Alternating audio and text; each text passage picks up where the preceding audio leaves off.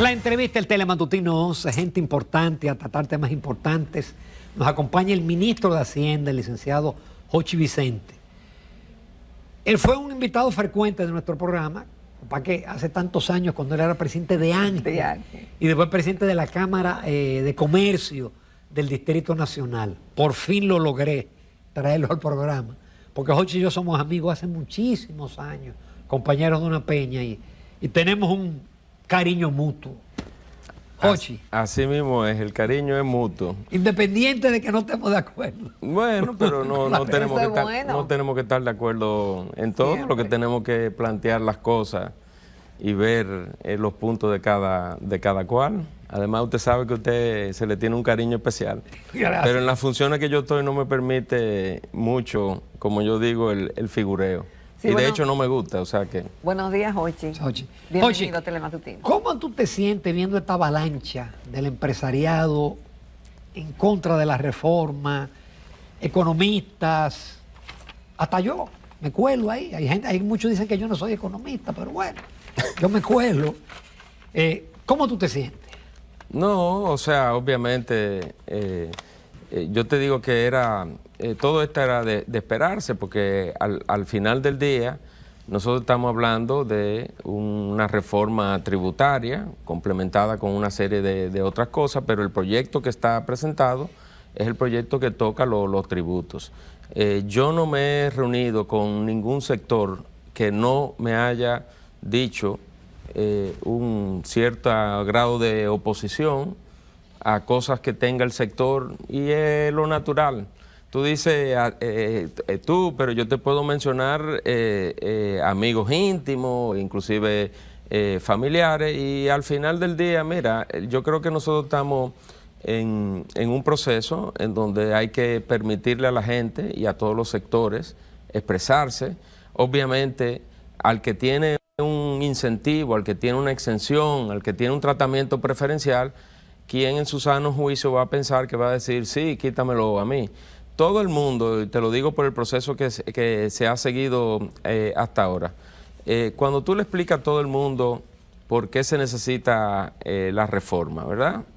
Para hacer todas estas inversiones, estos gastos prioritarios que son fundamentales para el desarrollo del país, temas relacionados con seguridad ciudadana. ¿Quién se opone a la seguridad ciudadana?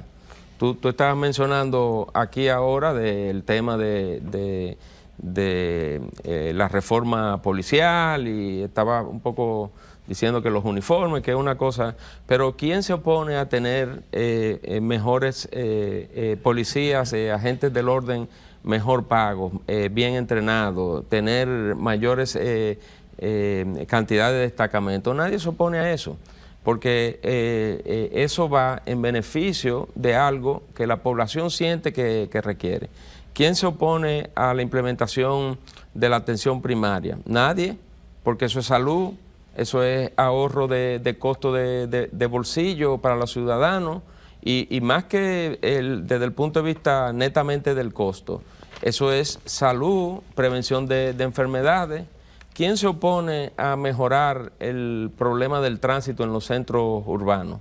El tren, y aquí lo saben, el que tenga que venir, a mí me tomó de mi casa venir, y ustedes continuamente, yo que soy, tú sabes que soy asiduo televidente de tu programa, a mí me tomó venir de mi casa ahora a las 7 de la mañana, 35 minutos. Y son menos de 2,5 kilómetros, 3 kilómetros. El que tenga que venir de su casa, desde Santo Domingo Este aquí al Distrito Nacional, le toma en promedio 2 horas venir. Y con un costo impresionante, porque tiene que montarse en un carrito, quizás tiene que primero ir en un motor hasta una parada, y toma 2, a veces hasta 3 conchos. Y eso se resuelve con inversión pública. Nadie va a estar opuesto a que hagamos inversiones significativas en todo el plan integral de transporte, los teleféricos, el tren. Ahora, donde está, digamos que la situación, es cuando pasamos de el por qué necesitamos la reforma a cómo vamos a financiar esas cosas que son requeridas por la población y cómo vamos a atender el tema de la deuda, porque por ejemplo también, ¿a cuánta gente ustedes no han entrevistado que dice que la deuda hay que atenderla, que no podemos seguir así? Tú mismo, por ejemplo, con el tema del Banco Central, que es otra deuda del sector público, tú has hecho comentarios. Que no la resuelve la recapitalización, pero ese es otro tema. Bueno, eso es otro tema. Tú has comentado eso, nadie se opone a que hay que atender ese problema del Banco Central y también nadie se opone a que el gobierno central, el Poder Ejecutivo, empiece un programa, un esquema o programa de desmonte de los déficits fiscales, que son los que en esencia generan los incrementos de deuda. Ahora, cuando vamos ok, ya sabemos cuál es el problema. Ahora, ¿cómo lo vamos a solucionar? Porque ahora vamos a hablar de impuestos. Nadie quiere ningún impuesto. Nadie quiere absolutamente ningún impuesto. Y lo que quiere, Ramón quiere que lo pague Jacqueline, Jacqueline quiere que lo pague Jochi, y Jochi quiere que lo pague Ramón. Y al final, al que le corresponde tomar la decisión de lo que entiende es la mejor propuesta para resolver, o sea, para darle los recursos al sector público, para resolver este problema, es al Poder Ejecutivo, que es el que tiene, digamos que, la posibilidad de hacer una propuesta. Ahora, el Poder Ejecutivo presenta una propuesta. El próximo paso ahora pasa, que es donde está, al Congreso. Y el Congreso tiene que oír, escuchar a todos los sectores y ver qué se puede modificar, si hay algún error, enmendar y qué se puede cambiar por otro tema. Yo estuve ayer en la Comisión de Hacienda de la Cámara de Diputados respondiendo todas las preguntas. Duré ahí creo que 4 horas, todas y absolutamente todas las preguntas. Un poco para edificar a los diputados de esa comisión que van a empezar a recibir desde hoy ya a los sectores. Me parece que tienen hoy y mañana reuniones ya pautadas. Sé que hoy va la IRD, el CONEP, creo que la Asociación de Ron, la gente de Adocines, que inclusive me junté ayer también con ellos, y después el miércoles tienen otra ronda con más, y el jueves vista pública. El Congreso es el lugar donde la gente y los interesados o los que se sientan afectados tienen que ir y plantear sus posiciones. Lo que yo le expliqué a los diputados, le digo, mira, corregir siempre es posible. Si todos estamos de acuerdo en por qué se necesita la reforma y el tamaño de la reforma, que muchos economistas reputados han dicho que el tamaño de la reforma es la mínima que se pudo haber dado. Yo a veces me sorprendo, porque aquí tenemos que dejar yo no diría que jugar a la política, porque la política siempre va a estar en el medio y qué bueno que esté. Pero cuando un economista dice que la reforma que nosotros estamos planteando es muy moderada y al mismo tiempo critica las medidas a diestra y siniestra. Entonces yo a veces... ¿Te refieres a Andy Daguá? No, en general. Hay muchos economistas de la oposición, economistas que no son parte de ningún partido, que han expresado opiniones y creo que ustedes me podrán corregir, a nivel de consenso, esas son las dos cosas que salen. Primero, es muy pequeña el tamaño de la reforma, y segundo, críticas, con razón o sin razón, a determinada medida. Entonces yo pregunto, si es muy pequeña, ¿cuáles son las medidas que no están ahí en ese proyecto, que van a incrementar del 1.5, por ejemplo, al 3%, como dicen? O sea, aquí hay economistas que plantean que la reforma debería de ser el doble de lo que se está planteando. ¿Y a quién es que le vamos a poner impuesto y cuál impuesto? Yo creo que deberíamos de plantear eso. Ahora, Jochi, ok, necesitamos muchas cosas. Obviamente que la gente quiere más seguridad, quiere más educación, más salud de calidad y muchas otras cosas más, que siguen siendo una tarea pendiente de los gobiernos, de la deuda que tiene con la sociedad dominicana, que es tan desigual. Eso por un lado. Algunos economistas dicen que esta reforma como está planteada, en 3 años habrá una necesidad de otra. Y que solamente para gastar más, que no va a cometer ningún otro, que no nos ilusionemos con otras cosas. Pero a la vez dicen que la nómina ha aumentado en más de 100.000 personas en este cuatrenio, que el déficit del sector eléctrico ha aumentado, que las pérdidas de las EDES de un 27 están en un 42, que se ha cogido más préstamos que ningún otro gobierno en la historia. Entonces, cuando uno coteja eso y ve la financiación que hay desde el gobierno, desde el Estado, a los partidos políticos, el barrilito, el cofrecito y una serie de cosas más, como se hace campaña en la República Dominicana, uno dice, bueno, me voy a sacrificar, pero ¿por qué? Entonces, de las críticas, el sector de la construcción de viviendas dice que de la reforma de ser aprobada como está, incrementaría su costo de un 30 hasta un 80% el costo, y que de 10 dominicanos, 6 no podrán comprar su vivienda nunca. También que el grabar el ahorro con un 27%, como implica la reforma, esto estimularía la fuga de capitales. Que las zonas francas se irían a otros lugares donde no tienen ese gravamen. Y que las exenciones, como se hicieron, desestimularía al crecimiento de sectores como Montecristi, turístico, por ejemplo, Pedernales y otros, y una serie de críticas en sentido general. Ya el programa, ahí están algunas de las críticas sentidas, y a eso le sumo que sectores de la clase media y media alta están sumándose a cacerolazos, es decir, protestando, porque es el sector que será más afectado, según muchos analistas, y la gente cuando hace sus cálculos sabe que le va a dar un batazo, con el tema del IPI, con el tema del marbete. Y te dejo eso ahí, muchas cosas. Bueno, pero por favor, pidan la extensión del programa, porque ya yo ni sé lo que tú me preguntaste con tantas cosas, pero vamos a ver si yo puedo responderte algunas cosas. Claro, es como un resumen de todo lo que se ha dicho. Pero miren, señores, la hora de criticar por criticar, yo creo que debemos dejarla a un lado, y lo que tenemos que ver es hacer una posición constructiva. Porque, por ejemplo, vamos a empezar que tú dices que el gasto, que la EDE, que sé yo qué, que sé yo cuánto, y que es para gastar. Pero nosotros hemos dicho claramente que la reforma es para gastar en esas prioridades. Entonces, a mí no me puede nadie venir a decir, porque entonces es como palo si boga y palo si no boga.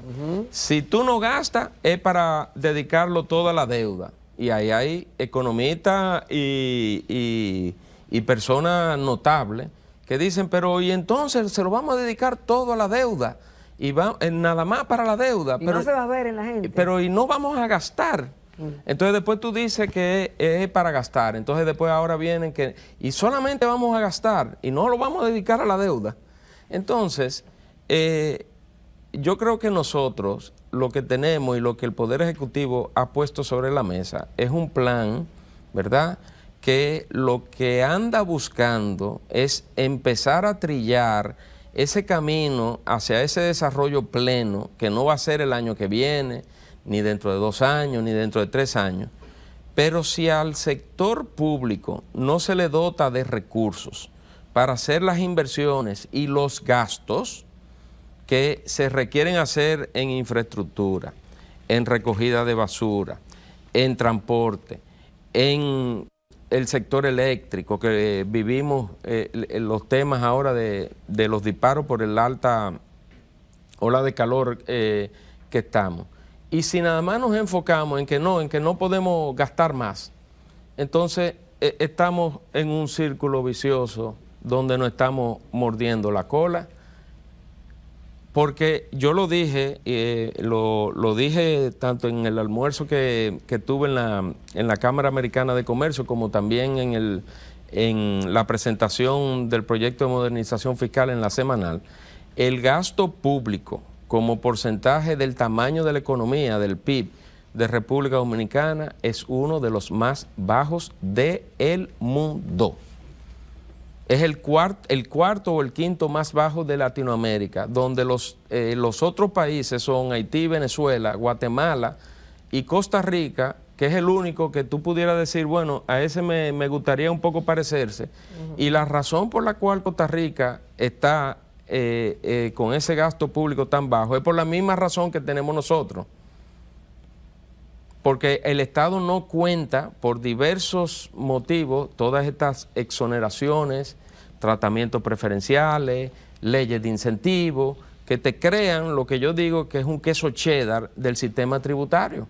¿Por qué cheddar? Bueno, porque le crean hoyos a la tributación de escape de recursos que deberían estar siendo percibidos por el fisco, que no están siendo percibidos. Entonces, tú dices, tú mencionaste ahí diversos sectores. Cada uno de esos sectores está, digamos que, defendiendo, y yo no veo mal que lo haga, las conquistas o beneficios o tratamientos preferenciales que tienen esos sectores. Nosotros tenemos, señores, más de 5 años trabajando este tema. Este tema no fue un tema del mes pasado. Nosotros, antes de llegar al gobierno en el 2020, nosotros ya teníamos un grupo analizando este tema. Y la propuesta que nosotros empezamos, digamos que en el 2019, que inclusive Ramón estaba, yo creo que todavía en la peña, puede ser que me equivoque, inclusive hasta se presentó hace algunas pinceladas de ciertas cosas en la peña en donde Ramón y yo estamos. Esa propuesta ha ido adaptándose, moldeándose. A lo largo de estos 4 años y pico y poquitos meses de gobierno, nosotros hemos tenido reuniones con los diversos sectores a ver un poco enfrentar la data, el reclamo de ellos, la situación internacional y lo que hay puesto sobre la mesa luego de todas esas conversaciones, lo que el Poder Ejecutivo entiende que es lo que mejor se puede hacer dentro de las limitaciones. Que hay un sector que quizá trae un elemento nuevo ahora que no habíamos visto y tenemos que cambiar fenómeno. Aquí no se trata ni de apabullar, ni de pasar la demoledora, y ya veremos. Ese escenario actualmente está en el Congreso Nacional. Oye, antes de ir a la pausa, porque hay sectores que le preocupan, dice, es verdad, es pequeño. Y ustedes lo que van a recaudar ya le tienen los capítulos a que se van a dedicar. Entonces, ¿cómo viene el desmonte de la deuda? No, sencillo, la ley de responsabilidad fiscal. Porque aquí hay una combinación de muchas cosas. O sea, lo que se está presentando es la parte tributaria, pero aquí hubo una propuesta de reforma del gasto y adicionalmente a eso, el presidente Abinader, que obviamente ha sido el único que lo ha hecho, cumplió con un mandato de la Estrategia Nacional de Desarrollo cuando aprueba la Ley de Responsabilidad Fiscal. Sí. Y la Ley de Responsabilidad Fiscal, al ponerle ese tope al crecimiento del gasto primario, es decir, al gasto corriente y al gasto de capital, lo que en esencia está haciendo es que como los ingresos de impuestos crecen a una velocidad mayor que ese tope que tienen los gastos, el déficit, a medida que vaya pasando el tiempo, se va a ir disminuyendo. Y cuando se disminuye el déficit, se disminuye la necesidad. Entonces, perdón, eso sería a partir del 26. No, a partir del 25, porque ya el presupuesto que está presentado, se presentó el 27 de septiembre, cumpliendo el mandato de ley, tiene incorporado el tema de lo que establece la Ley de Responsabilidad Fiscal. Búscalo. Pero entonces lo que se recauda adicional el año que viene. Bueno, entonces, la misma ley establece, hay un artículo, no sé si es el 6 o el 8, ahí tiene un párrafo que dice: cualquier aumento estructural y permanente de los ingresos tributarios le permite al Ministerio de Hacienda temporalmente modificar la regla de gasto para incorporar esos gastos. Entonces, ¿qué es lo que pasa? Nosotros estamos presentando un proyecto de modernización fiscal. Ese proyecto va a dar una recaudación estimada y la misma proyecto de ley, la misma ley de responsabilidad fiscal permite incorporar esos gastos adicionales porque están asociados a un ingreso permanente y estructural. Y a partir de ahí sigue otra vez operando el techo el tope de gasto que tiene incorporado la ley. Mire, con permiso de Jochi y de los amables televidentes, nos vamos a comerciales. Todavía nos quedan algunas cositas, muchas cosas de la reforma fiscal. Continuamos en Telematutino 11. Esta mañana estamos conversando con el licenciado Jochi Vicente, ministro de Hacienda. Muchas cosas. Dicen que para hacer una reforma, propuestas económicas, hay que pensar con el cerebro, no con el corazón. Pensar bien. Y no tener tantas contemplaciones, porque si no, entonces las cosas no se hacen. Pero yo quería preguntarle si en el momento de hacer todas estas reformas se pensó en el impacto que tendrá en diferentes sectores. Porque dicen algunos que los ricos no les impacta, otros que los pobres tienen el subsidio y la gente de la clase media, bueno, pues sí. Y yo quería referirme al tema del IPI, cómo se pensó esa medida del 1% y de esa valorización que se le hará, el impacto que eso va a tener. Vemos que en sectores de clase alta como Piantini hay apartamentos, INACO, que se construyeron en los años 70 y quizá por un valor, qué sé yo, 1 millón, 2 millones de pesos, y que ahora por el valor de la tierra de esos sectores no es verdad que vale eso, pero quizá fue una herencia que se dejó ahí a alguien que quizá no pueda pagar eso, y ese 1% del costo que se va a revalorizar, se pensó en el impacto que eso va a tener y el tema de grabar los ahorros y la desigualdad que hay en el tema, por ejemplo, de los marbetes, que un vehículo, qué sé yo, un Ferrari, un Tesla y eso de X años, va a pagar lo mismo que un Kia si tiene también los mismos años. Jacqueline, te dije que ustedes tienen que hacer otro programa adicional. Sí, porque es que Jacqueline no me está dejando preguntas a mí. No, pero cada vez que me pregunta, yo no retengo más de 2 preguntas, No, pero vamos a tratar de... Tú contesta lo que tú puedas. Vamos a tratar, mira. Eso que no te estoy preguntando todo lo que la gente me está diciendo. Vamos a por aquí. tratar, mira. Tú dices que se piensa con el cerebro y no con el corazón. Yo digo que hay que pensarlo con todo. Porque en el proceso que llevó, digamos que como fin la presentación, no es nada más la parte técnica. La parte técnica es lo que tú pudieras llamar la parte de cerebro. Tal impuesto recauda tanto. Esto fue visto por un equipo y se socializó con la parte política, porque aquí no es la parte económica nada más. Aquí hay que conjugar la parte económica, la parte política y la parte social. Y la propuesta tiene muchas medidas. Algunas de esas medidas, ¿verdad?, de las medidas que estaban inicialmente fueron eliminadas, otras fueron modificadas, y lo que hay que ver es la integralidad de la propuesta. Con el tema de que tú dices algo como que no afecta a los ricos, que no, que todo depende a quien tú le preguntas. Yo he visto comentaristas que dicen que por fin una reforma que le da en la madre a los ricos. Yo no estoy de acuerdo con esa cosa. Bueno, tú no estás de acuerdo con eso, pero fíjate todos los sectores y los reclamos de todos los sectores y las planas de periódicos de esos sectores que la población siente que son los llamados de altos ingresos. Si estuvieran tan contentos no estuvieran haciendo publicaciones pagas de una... ¿Quién puede pagar una página entera de periódico? ¿Quién puede pagar una página entera de periódico? Y comienza a contarla, por favor. Entonces, todo depende de a quien tú le preguntes. Sí. Con el tema del IPI, el tema del IPI, señores. A la vivienda, a las viviendas. El impuesto a la propiedad inmobiliaria. Propiedad inmobiliaria. Algunos datos simplemente para edificar a los televidentes.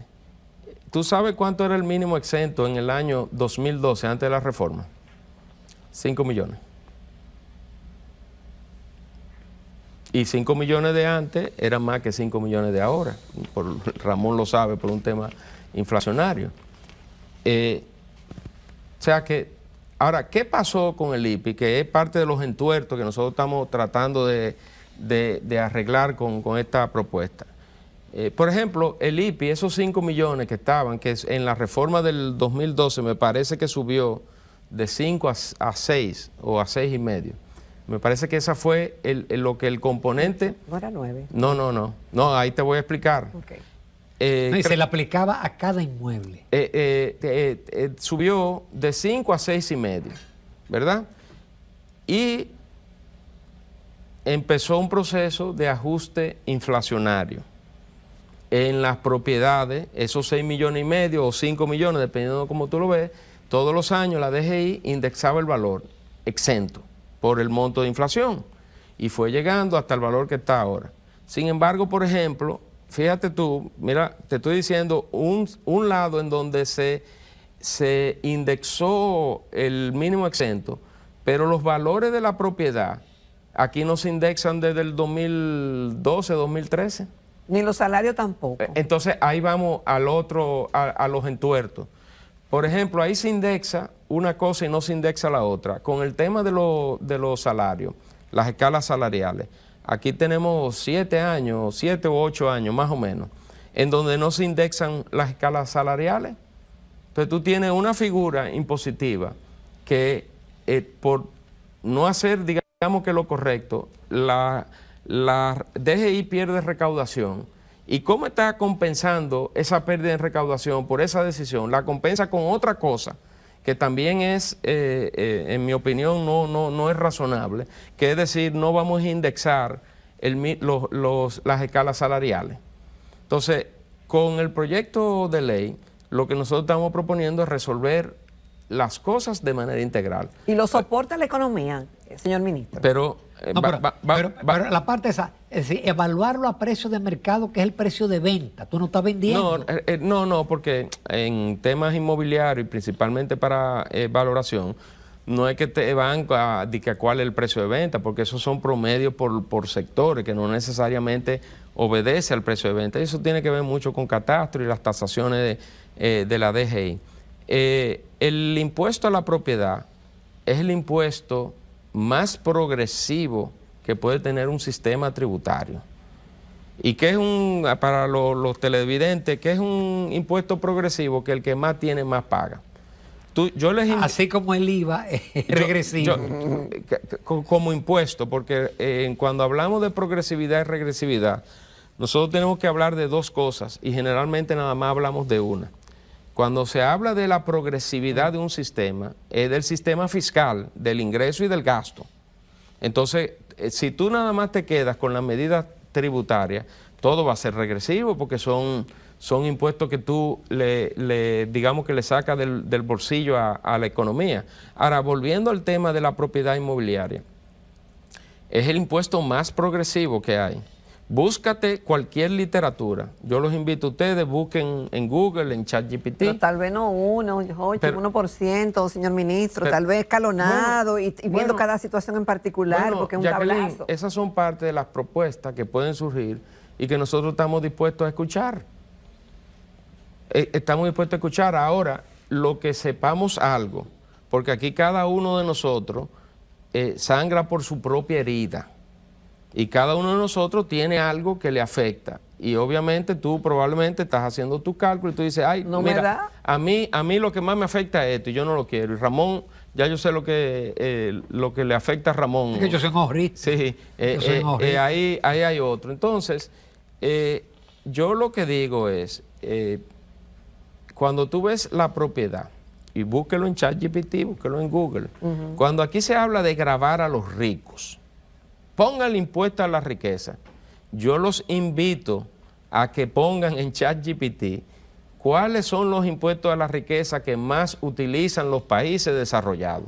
Y ustedes van a ver que las recaudaciones de los países, de esa parte que tiene que ver con la riqueza, son fundamentalmente más de un 90%. Pero con una escala, señor ministro. Sí. Un apartamento que cuesta 2, 3 millones de dólares, póngale un 1, un 2%, pero una propiedad que no cueste eso no puede pagar igual. Bueno, pero pague en función de su tamaño, porque al ser un porcentaje, no, lo que es un porcentaje del valor. Ahora, estamos dispuestos a escuchar. Estamos dispuestos a escuchar. Mira, hay muchas preguntas. Yo tengo una pregunta aquí de un intelectual y llueven aquí que me merece mucho respeto. Y más que una pregunta es casi una afirmación. Ajá. El diseñador de prioridades, ¿quiénes de San Cristóbal han pedido un tren en Santo Domingo San Cristóbal? ¿Quiénes piden Santo Domingo Isla? ¿Quiénes reclaman tren Santo Domingo Santiago? ¿Por qué no son proyectos de iniciativa y financiamiento privado, en vez de financiarlo con el IVA a la comida, a los servicios, el IPA a la vivienda, etcétera. Bueno, pero ahí hay un cuestionamiento válido, ¿verdad?, sobre determinados proyectos. El Poder Ejecutivo ha presentado los proyectos que entienden que son necesarios para la población. Esto no está en el listado. El tren Santo Domingo, San Cristóbal, Santo Domingo. Sí está, dentro del plan integrado de transporte, ¿verdad?, que tiene varios componentes. Tiene el tren metropolitano que va desde el Centro Olímpico en varias etapas hasta el aeropuerto. Está el tren hacia San Cristóbal, que es lo que está poniendo ahí. Está el tranvía que va desde la Winston Churchill hasta la Independencia. Está el teleférico de Santo Domingo Oeste y está completar lo que ya prácticamente está ya, digamos que a tiro de hit, que es las obras de infraestructura de transporte masivo en la ciudad de Santiago. Es decir, que si él está pidiendo, por ejemplo, la inversión del tren a San Cristóbal, eso está dentro. Él cuestiona. Bueno, pero y es válida, o sea, yo respeto la opinión de cualquier ciudadano. Jochi, ayer Andy Daboar en este programa propuso que se le grave con un 3.5% el impuesto a las personas jurídicas. Eso es un impuesto. Y él dice que eso recaudaría el 1.5% del PIB. Pero Ramón, y yo respeto la opinión de Andy, esa es quizá la figura fundamental de la propuesta de Andy.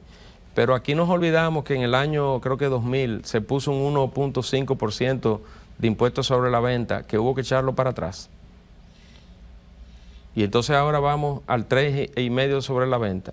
Yo comparto con Andy el diagnóstico, porque esa propuesta obedece a la forma de atacar la evasión. O sea, lo que hay detrás de la propuesta de Andy es la forma de atacar la evasión. Me puedo equivocar, le pueden preguntar al mismo Andy, que me diga cuáles países tienen ese impuesto. Porque lo cierto es que la evasión es alta en las empresas. Y hay que en las empresas y en el ITEBI, y hay que atacarla. Y el proyecto de ley que está siendo presentado tiene como parte complementaria una serie de medidas administrativas que tienen que hacer la DGI y la DGA para atacar ese flagelo. Está el censo de contribuyentes, está las normas de tributación efectiva por sectores que van a ser actualizadas. Está la incorporación que está en el proyecto de ley de la figura de agente de percepción, figura que inclusive el mismo Andy propone. Está un programa de fiscalización a contribuyentes de alto riesgo, en adición a una serie de inspecciones a negocios que están considerados como alto riesgo, que ustedes lo pueden ver, las cosas que se han venido haciendo en las últimas semanas, en los últimos meses. Entonces, ese flagelo y ese problema hay que atacarlo, y en eso yo estoy de acuerdo. Varias preguntas de los televidentes. Tú contestas la que creas más importante, no sé. Dice un televidente que el proyecto no ha tocado las ganancias de las aseguradoras y aumentar los porcentajes en favor del gobierno a un 9%, como se ha planteado en años anteriores a través de la Superintendencia de Seguros. Dice otro, en el sector turismo pudiera establecerse que los hoteles nuevos conserven el régimen de pago no fiscal y los hoteles de más de 10 años paguen sus tributos. Otro dice que le pregunte sobre la evasión y tener tribunales tributarios. Y no sé, usted responderá lo que usted quiera. Ok. Hay más, pero no voy a decir algunas que hablan de la corrupción y otras cosas. El tema de los hoteles, ahí hay derechos adquiridos, o sea, yo no puedo venir ahora por una modificación de ley, decirle que al que tiene 15 años de exención, que nada más se lo voy a poner en 10, o sea que ahí lo que hay es que el respeto por parte de la autoridad de esos derechos adquiridos. Quizá eso puede dar una recaudación importante, pero nosotros no podemos violentar un Estado de Derecho por un tema netamente recaudatorio. Jochi, qué pena, no tenemos más tiempo. Qué lástima no tener 2 horas o 3 horas con el ministro de Hacienda, porque son muchas. Yo tengo cantidad de preguntas acá. Que Aquí también no pude. Pero de cualquier manera, Jochi, muchísimas gracias y te felicito por también tu valentía, al igual que la del presidente. No, gracias, aquí estamos. Esa es la función del ministro de Hacienda.